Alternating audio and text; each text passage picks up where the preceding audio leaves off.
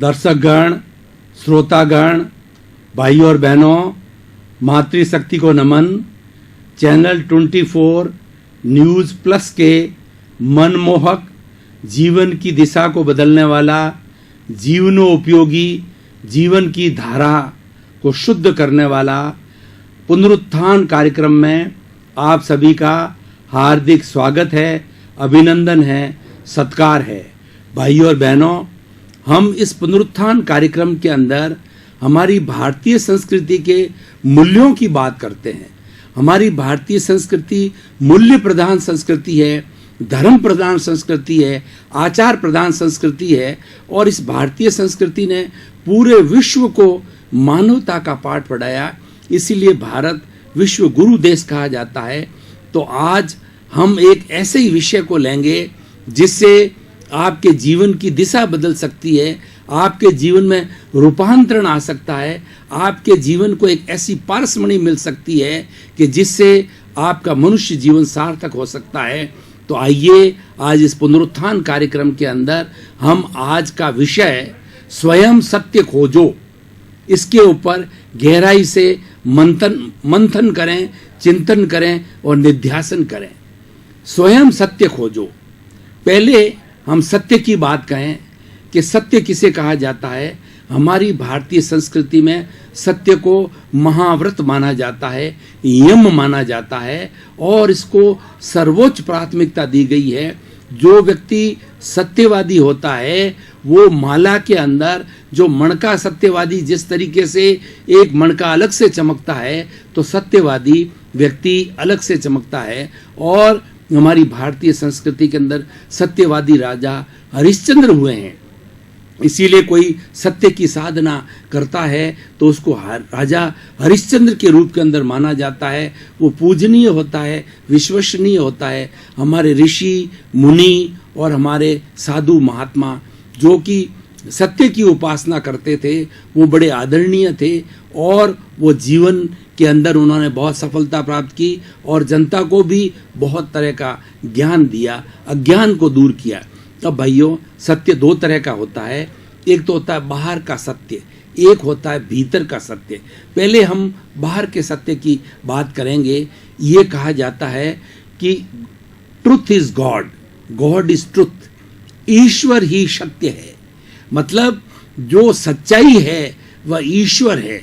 सर्वोच्च उच्च अवस्था के अंदर सत्य है, वह ईश्वरी है।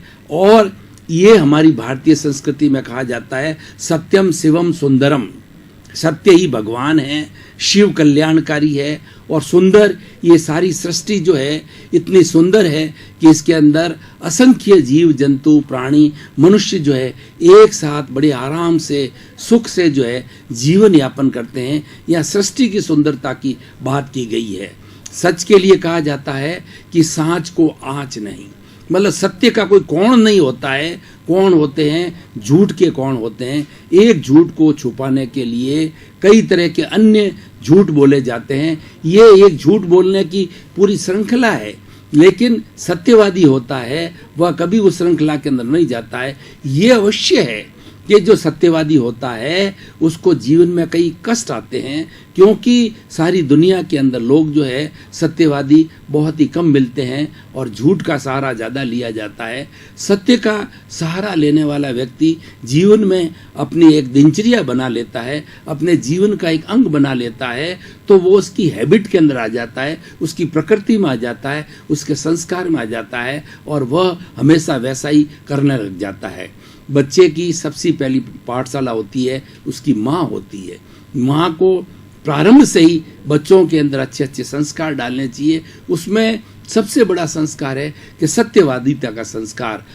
हम यहाँ पर कोट करना चाहेंगे कि महात्मा गांधी जब जो है उन्होंने जो है प्रारंभ के अंदर बचपन के अंदर बीड़ी सिगरेट पीना सीख लिया, लेकिन वो इतने सत्यवादी थे कि अपने माँ के सामने कन्फेस किया, स्वीकार किया कि मैंने भूलवश आदतवश कुसंगत की वजह से ये पी ली। और उसके बाद उन्होंने कभी भी व्यसन का सेवन नहीं किया और एक महात्मा गांधी आज हमारे लिए पूजनीय हो गए।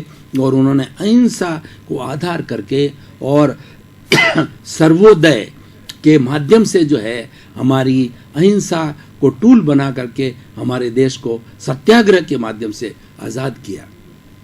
बंधुओं, सत्य एक ऐसा कोण है जिसके माध्यम से हम वो सब कुछ हासिल कर सकते हैं जो है मनुष्य चाहता है। आज हमारे कोर्ट के अंदर गीता के ऊपर हाथ रख करके ये कहा जाता है कि जो कुछ बोलूँगा सच सच बोलूँगा, ईश्वर की शपथ के साथ के अंदर झूठ नहीं बोलूँगा। अब आप देखिए कि ये शपथ क्यों दिलाई जाती है, क्योंकि ये माना जाता है कि जज है वो न्यायाधीश होता है, वो न्याय करने वाला होता है, उसके सामने सच्चाई आनी चाहिए। जब चीज़ सच्चाई हमारे सामने आ जाती है तब हम उसके फेवर के अंदर हो जाते हैं। और ये प्राय दुनिया के अंदर देखा गया है कि जो सच के पक्ष में होता है लोग उसके साथ हो जाते हैं, ईश्वर उसके साथ हो जाते हैं, प्रकृति उसके साथ हो जाती है। और मनुष्य के लिए कहा जाता है कि God help those who help themselves, जो अपने स्वयं की सहायता करते हैं, ईश्वर उनकी सहायता करते हैं। स्वयं की सबसे बड़ी सहायता क्या है कि आप जो भी कार्य करें वो सत्य को आधार मान करके कार्य करें। जीवन के अंदर सत्य के लिए क्या कहा गया है कि जिन खोजा तिन पाइयां गहरे पानी पैठ, मैं बपूरी ढूंढन चली और रही किनारे बैठ। यानी सत्य को पाना है, हमें वास्तविकता को पाना दावा है, हमारे जीवन का सारांश पाना है तो हमें गहरे जाना पड़ेगा। मोती है समुद्र की गहराई में मिलते हैं, तट पर बैठा हुआ व्यक्ति जो है वो गहराई को प्राप्त नहीं कर सकता है। उसको सच्चाई को प्राप्त करने के लिए, जीवन के सत्य को प्राप्त करने के लिए गहरे से गहरा जाना पड़ेगा। और देखिए, सत्यवादिता, जो सरकार सत्यवादी होता है, जो व्यक्ति सत्यवादी होता है, जो जज सत्यवादी होता है, वो सब वो सम्मानीय, पूजनीय और आदरणीय बन जाता है और उसकी बात पे सब विश्वास करते हैं। ये तो सत्य का जो है वो बाहरी दृष्टिकोण हो गया। अब हम एक भीतर के सत्य की बात करते हैं, फिर हम संतुलन बताएंगे कि किस तरीके से भीतर का सत्य जो है बाहर के सत्य के साथ में मिलकर के होलिस्टिक होता है, सर्वांगीण होता है। क्योंकि भाई और बहनों, जो कुछ भी होता है, जो कुछ भी इस दुनिया में आता है वो भीतर से आता है और भीतर ही संचालन करता है इस दुनिया का। तो हम देखें, मनुष्य के अंदर मनुष्य जो बोलता है, वाणी बोलता है, व्यवहार करता है, ये व्यवहार के पहले वो चिंतन करता है। चिंतन जो है उसके विचार है उसके दिमाग के अंदर होते हैं और ये वाणी उसके बाहर निकलती है।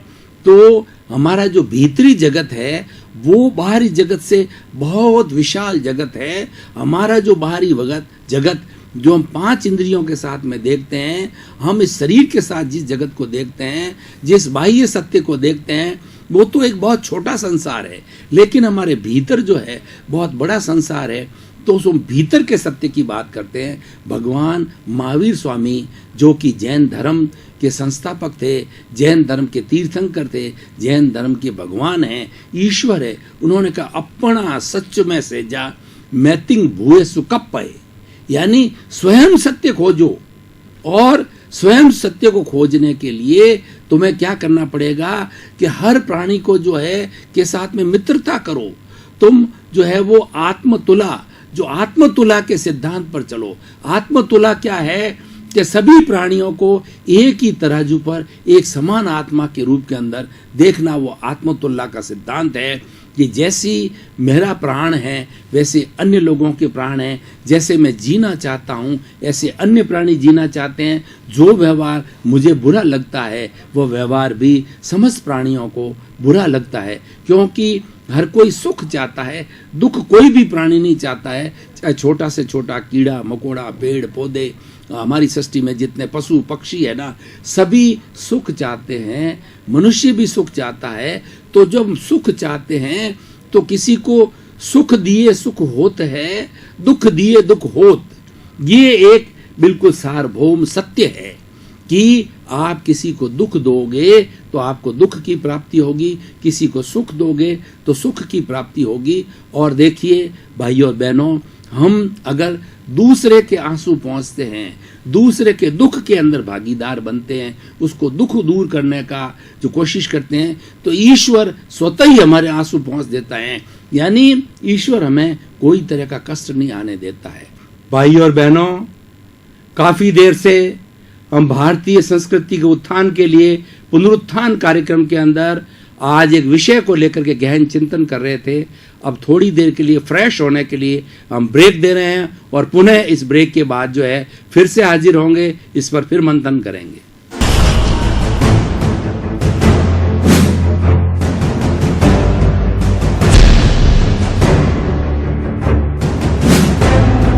दर्शकगण, श्रोतागण, हम पुनः हाजिर हो गए हैं, पुनः जो इसी विषय के ऊपर फिर से गहन चर्चा करने के लिए। ऐसा कहा जाता है कि अपने मरे बिना स्वर्ग नहीं मिलता है।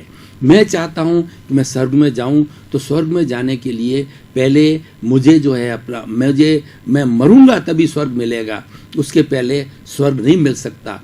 तो इसलिए सत्य भी जो है वह स्वयं को ढूंढना पड़ेगा।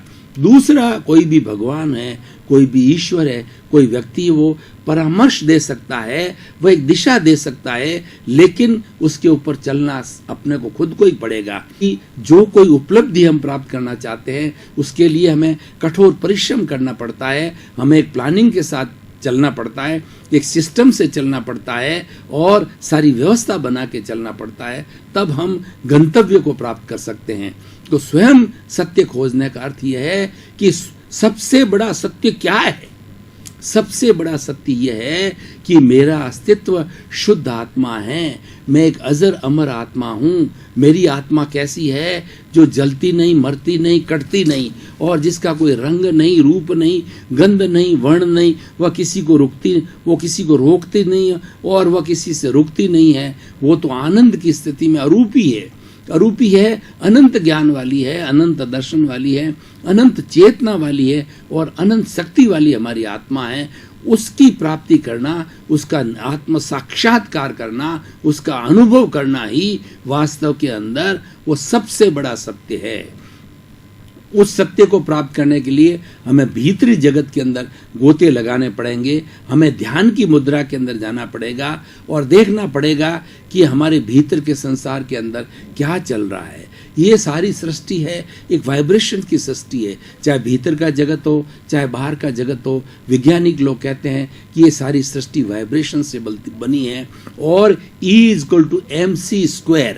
एक विज्ञान का फॉर्मूला है कि सृष्टि के अंदर जितनी भी जो हमारी एनर्जी है, जितना भी वो एनर्जी जो है वो कभी भी नष्ट नहीं होती है। एनर्जी का कन्वर्शन होता है, वो जो ठोस है वो द्रव्य में जाता है, द्रव्य गैस में बदलता है, रूपांतरण होता है।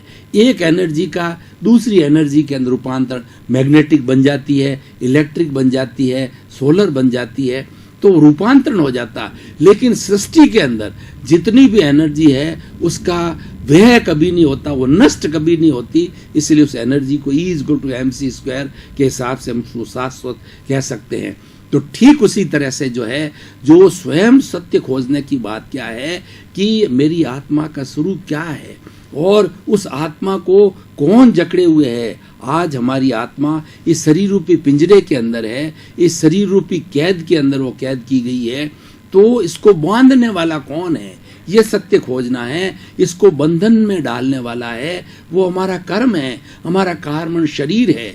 और वो कर्म कई तरह के होते हैं, उस कर्म की बात का कभी अलग विषय होगा भाई और बहनों, श्रोतागण, दर्शकगण, तब उसको अलग से बताया जाएगा। लेकिन अभी बात यह है कि आत्मा जो है वो कर्मों से जकड़ी हुई है। मैं आपको एक उदाहरण के तौर पर बताना चाहता हूं कि कोलार गोल्ड फैक्ट्री भारत की सबसे बड़ी फैक्ट्री है और उसके अंदर सोना निकाला जाता है, कई वर्षों से निकाला जाता है। तो सोने के छोटे छोटे रज कण जो है, टुकड़े हैं, वो मिट्टी के साथ खान में से निकलते हैं। लेकिन अब वो खान में से निकलने के बाद जब साथ निकाला, कई रासायनिक क्रियाओं के द्वारा उस मिट्टी को तपाया जाता है और कई तरह के प्रयोग करके, कई तरह का शुद्धिकरण, कई तरह की जो है क्रियाएं करके, प्योरिफिकेशन करके मिट्टी को बिल्कुल अलग कर दिया जाता है और सोने के कणों को शुद्ध करके वो 24 कैरेट का सोना है। ठीक उसी तरीके से हमारी जो भीतर विराजमान शुद्ध आत्मा भगवान है, वो हमारा ईश्वर है, वो हमारा प्रभु है। जो हम बाहर प्रभु को ढूंढते हैं, मंदिरों में जाके प्रभु को ढूंढते हैं, तो वहां वो हमारा आलंबन है। चाहे हम हनुमान जी के जाते हैं या राम के मंदिर में जाते हैं, कृष्ण के जाते हैं, महावीर के जाते हैं, बुद्ध के मंदिर में जाते हैं और जीसस क्राइस्ट के मंदिर में जाते हैं, या हम जो है ईसा मसीह की जो है दरगाह के अंदर जाते हैं, तो वहाँ पर जो है वो हमारा आलम्बन है। वो आलम्बन जो है वो हमारा भीतर जो बैठा है, जो सच परम सत्य है, जो हमारी आत्मा है, वो उस आलम्बन को लेकर के और वह उसकी जो है वो उसकी प्राप्ति करता है बंधुओं।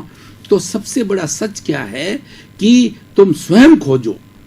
और भगवान महावीर ने 12.5 वर्ष, भगवान महावीर वैशाली के राजकुमार थे और 30 वर्ष की उम्र तक उन्होंने ग्रस्त को भोग करके और 12.5 वर्ष तक वो वन के अंदर घूमते रहे, बिल्कुल नग्न अवस्था के अंदर। उन्होंने अपना शरीर का कोई भी ध्यान नहीं दिया और उन्होंने जिस दिन दीक्षा ग्रहण की जो है वो 30 वर्ष की उम्र के अंदर राजकुमार राजा होते हुए भी उन्होंने क्यों छोड़ा? कि वो परम सत्य को पाना चाहते थे। परम सत्य क्या है? और भाइयों और बहनों, दर्शकगण, श्रोतागण, जो परम सत्य है मनुष्य ही प्राप्त कर सकता है। इस सृष्टि के अंदर मनुष्य एक ऐसा प्राणी है जिसके पास में बहुत विकसित दिमाग है और सारी 5 इंद्रियां बहुत विकसित है, उसकी सोचने की शक्ति बहुत उच्च है। इतनी इस विश्व के अंदर, इस सृष्टि के अंदर किसी भी प्राणी को इतनी शक्ति प्राप्त नहीं है। तो इसलिए परम सत्य को प्राप्त करने के लिए जो है मनुष्य ही सक्षम है। इसीलिए भाइयों और बहनों, हम सभी मनुष्य, दर्शकगण, श्रोतागण, हम सभी मनुष्य हैं। इसीलिए हम ये वार्तालाप कर रहे हैं और इसीलिए पुनरुत्थान कार्यक्रम जो है ये किया जाता है और इसमें अलग अलग एपिसोड के माध्यम से, अलग अलग विषयों के माध्यम से जो है हम हमारी भारतीय संस्कृति की क्या विशेषता है, हमारी भारतीय संस्कृति क्या मूल्य है और भारतीय संस्कृति कितनी महान है, कितनी ऊंची है और कोई बात को हम कितनी गहराई से उसका चिंतन करते हैं, मनन करते हैं। चिंतन मनन नहीं, निध्यासन होता है। निध्यासन क्या होता है? उसको कॉन्टेम्पलेशन कहते हैं। उसको अनुप्रेक्षा की जाती है कि हमारे शरीर को जो है हम लेबोरेटरी बनाते हैं। देखिए, बाहर की लेबोरेटरी के अंदर वैज्ञानिक लोग काम करते हैं, तो वो वैज्ञानिक क्या है? पदार्थ पर काम करते हैं, वो जो मेटल के ऊपर काम करते हैं, वो व्यक्ति जो पुद्गल के ऊपर कार्य करते हैं, एलिमेंट्स पर काम करते हैं। लेकिन जो साधक लोग होते हैं, जो ऋषि पुरुष होते हैं और जो सत्य को खोजना चाहते हैं, परम सत्य को खोजना, जैसे दोनों ही सत्य को खोजने वाले हैं। आज हमारा विषय जो है सत्य को खोजना है। और सत्य को खोजेगा कौन? सत्य को खोजेगा व्यक्ति स्वयं। दूसरा गाइडेंस दे सकता है, लेकिन खोजना स्वयं को पड़ेगा और वो उस मंजिल पर आपको चलना पड़ेगा और मंजिल के जो उतार चढ़ाव है वो स्वयं जो है आपको लेने पड़ेंगे। आपको उसके आधार पर ही जो है आपका जो आगे विकास हो सकता है। ये सब मतलब अपने डे टू डे जीवन के अंदर जितनी भी घटनाएं घटित होती है, उन सब घटनाओं के घटित होने के पीछे जो है वो सारा दोष व्यक्ति स्वयं का है। ये भीतर का सत्य है। व्यक्ति जो है वह कंपनी से जाना जाता है, व्यक्ति कैसी संगत करता है उससे जाना जाता है। इसीलिए कहा जाता है अच्छे अच्छे लोगों की संगत करो, अच्छा साहित्य करो, मंदिर के अंदर अच्छे जाओ, अच्छा चिंतन करो। चारों तरफ दोनों रास्ते। मनुष्य कोई भी अपना बीज बोने के लिए, एक्टिविटी करने के लिए, कॉज को खड़ा करने के लिए स्वतंत्र है। पर एक बार कॉज कर दिया, जैसे कि हमारे किसी भी जो है हमारी ये जो जमीन है उसके अंदर एक बार हमने बीज बो दिया, उसके बाद के अंदर उसको पानी पिलाएंगे, वायुमंडल का सहयोग मिलेगा, बरसात होगी तो और पौधा जो है प्रस्फुटित होगा, तो वह जो है उसकी निष्पत्ति होगी। बंधुओं, हम किसी कुएं के पास में वो जाकर के जो है ओम की आवाज बोलते हैं तो भीतर से बड़े जोर से ओम की आवाज आती है, तो मतलब वो प्रतिध्वनि है। जो आवाज वापस आ रही है वो प्रतिध्वनि है। तो बाहर जो हमारा है वो प्रतिध्वनि है। इसीलिए कहा गया है कि भीतर जिसने सत्य को खोज दिया, भीतर की सच्चाई, अपने आत्म तत्व को जान लिया, तो जैसा उसका जो है वो भीतर का भाव पक्ष उसको कहा जाता है। भीतर की सारी जो अमूर्त क्रिया है, जो दिखाई नहीं देता, कि भीतर का संसार दिखाई नहीं देता है, वो तो बाहर में जब आता है, व्यक्ति व्यवहार करता है तब माला। राजस्थानी में कहावत है कि बोलिया के लाद्या, यानी मतलब कोई भी व्यक्ति बोलता है, जब मालूम मैं आपके सामने भाई और बहनों दर्शकगण आज बोल रहा हूं, कितनी मेरे में गहराई है और मेरी बात के अंदर कितनी सत्यता है, मैं कितना प्रतिपादन अच्छा कर रहा हूं, बुरा कर रहा हूं, उसका जजमेंट आप कर रहे हो और उसके वास्तव में अच्छे जज आप हो। लेकिन ये सब भाव पक्ष से आता है। इसीलिए हमारी भारतीय संस्कृति में कहा गया है कि जैसा भाव होगा वैसा विचार होगा, और जैसा विचार होगा वैसा ही आचार होगा, और जैसा आचार होगा वैसा ही व्यवहार होगा, और जैसा व्यवहार होगा वैसा व्यक्तित्व होगा। तो भाई और बहनों, आज एक अच्छा व्यक्ति बनना है। आज सारी दुनिया के अंदर क्या हो रहा है कि मनुष्य का व्यक्तित्व बहुत गिर गया है।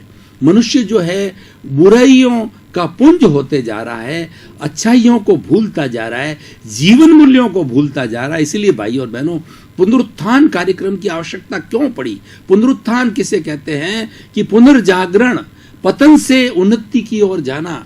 हमारा कुछ ऐसा समय आ गया है कि हमारा जो है हम नीचे की ओर जाने लग गए हैं, तो उसके ऊपर की ओर आने के लिए जो है वो हमें पुनर्जागरण करना है, हमें पुनरुत्थान करना है। और पुनरुत्थान करने के लिए जो है हमें भीतर के सच को जानना पड़ेगा, और वो सच किसी ने जान लिया तो निश्चित रूप से जो है उसकी जीवन की धारा, उसकी जीवन की दिशा, उसका सोच, उसका नजरिया सब कुछ बदल जाएगा। इसलिए भाई और बहनों, हम ऐसे देश में हमने जन्म लिया है जिसका नाम भारत है, और हमें बड़े फक्र के साथ, हमें बड़े गौरव के साथ में हम अत्यंत भाग्यशाली हैं कि हमने आर्य देश के अंदर जन्म लिया, जहाँ पग पग पूरा हिंदुस्तान जो है वो मंदिरों की नगरी कहा जाता है। यहाँ पर हर क्षण जो है हमें अच्छे अच्छे संस्कार दिए जाते हैं, अच्छी अच्छी बातें बताई जाती है, और उसके आधार पर ही हम अपना जीवन यापन करते हैं। हमारी सारी संस्कृति को उठा करके देखिए, हमारे धर्मशास्त्रों को उठा करके देखिए, हर एक के अंदर ये कहा गया है कि आप किसी को कष्ट मत दो, प्राप्त मन वचन काया से जगत के किसी भी जीव को किंचित मात्र भी कष्ट न हो। प्रभु मुझे ऐसी शक्ति दो, मुझे ऐसी जागृति दो। तो अपने भीतर विराजमान जो शुद्ध आत्मा भगवान है, उससे आप हर वक्त मांग करते रहो। वही अपना ईश्वर है और वो हमारे से अलग है। ये जो देह है, ये तो देह मात्र जो है वो एक पैकिंग के रूप के अंदर है, एक पिंजरा है, और जो भीतर ये एक मंदिर है ये, लेकिन इसके अंदर जो बैठा है वो परमात्मा है, वह ईश्वर है, वो शुद्ध आत्मा है। वो कब मिलेगा? कब? आपको खुद को सत्य खोजना पड़ेगा, और खाली किताबों के पढ़ने से उस सत्य की प्राप्ति नहीं होगी। दर्शकगण, श्रोतागण, भाई और बहनों, मातृशक्ति, आपने बहुत लंबे समय तक मेरी बात को बहुत अच्छी तरह से सुना, क्योंकि हमारी भारतीय संस्कृति से जुड़ा हुआ विषय था स्वयं सत्य खोजो, और उसको जो है हम खोज करने के क्या क्या उपाय हैं, सत्य क्या है, कैसे खोजा जाता है, और हमने ये मालूम किया, हमने ये पता किया कि उसके साधन क्या है, और अपने जीवन को जो धन्य बनाने के लिए इसको हम जीवन में उतारें, तभी इस विषय की सार्थकता है। आपके प्रति मंगल भावना, शुभकामना, आप सबका कल्याण हो, सर्वजन हिताय, सर्वजन सुखाय, सभी प्राणियों को सुख मिले, सबको शांति मिले, सबको मोक्ष मिले। आप सभी के प्रति मंगल भावना, शुभकामना। ओम। कार्यक्रम के प्रायोजक हैं